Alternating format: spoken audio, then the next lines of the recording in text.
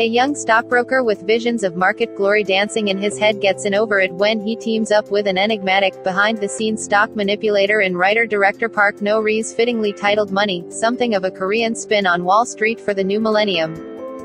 While Money is polished to a bright sheen, the narrative, adapted from a novel by former stockbroker Jang Yeon-do, bites off a great deal more than it can reasonably chew.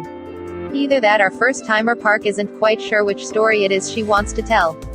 Nonetheless, the film was a modest hit at home in Korea, where financial inequality and malfeasance remain popular movie topics, and the timely subject matter could win it a few slots at Asia-focused festivals. As the junior guy at DM Securities, Il-yeon occupies a lowly post where he's expected to get lunch for senior brokers and fund managers, yet still sit through the traditional long post-work drinking sessions with his team. Nicknamed Raspberry for the family farm he grew up on, Il-yeon is a small-town nerd at heart, gifted with numbers but lacking the finesse and confidence it takes to make it in cutthroat Yeouido, Seal's Wall Street. After a year of menial tasks and zero commissions, senior broker Min-jun takes pity on Il-yeon and introduces him to a shadowy financial Machiavelli known as the Ticket. The Ticket appeals to Il-hyun's pride and desire to be rich, stated in the opening voiceover, by offering him a side gig, effectively gaming the game and making him the official, and barely legal, partner he needs to continue his market domination. Before you can say, greed is good, Il-yeon is reveling in shocking wealth, alienating his parents, dumping his loyal, middle-income girlfriend and callously pushing Min-jun off his pedestal. Also just as quickly, his irregular trades catch the eye of Financial Supervisory Service Officer Han Ji-chul, who's been chasing the Ticket for years.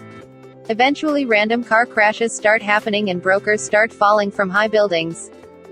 Money is at its best when Park focuses on the workplace dynamics, dropping in little details illuminating Korean corporate culture that will have Koreans nodding furiously in recognition and everyone else wondering how much dramatic license could possibly have been taken. Not much.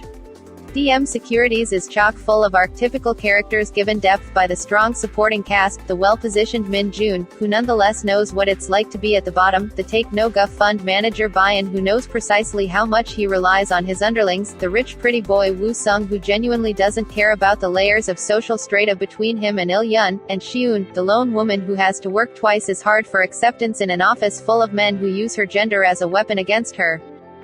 Each of them eventually falls victim to Il-hyun's growing arrogance, and that is Money's fatal flaw.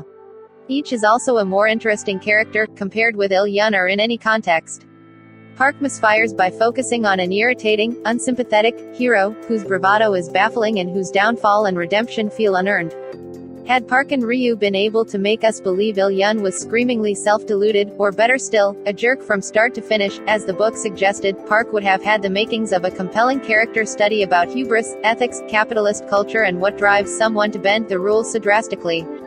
Instead, Money relegates its most interesting ideas and characters to the periphery and dives wholeheartedly into financial thriller territory that's only moderately gripping.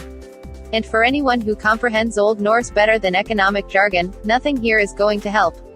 There's no Big Short-style explainer infuse the action with a greater sense of what's at stake. Fortunately, that supporting cast is on hand to buoy the script's more lead-in moments, including the third act sting wherein Il-yeon gets to make amends for his earlier behavior, and a Daniel Henney cameo that, however charismatic he may be, can't pull the plot machinations back from the brink of nonsense. Ryu's serviceable performance is made better by Yu's as the slick and sinister mastermind, though he's flirting dangerously with self-parody. His turn as the Ticket shares a few too many cadences with his breakout role as the heavy and Park Chan-wook's old boy. No faults on the production front, tech specs are unsurprisingly impeccable.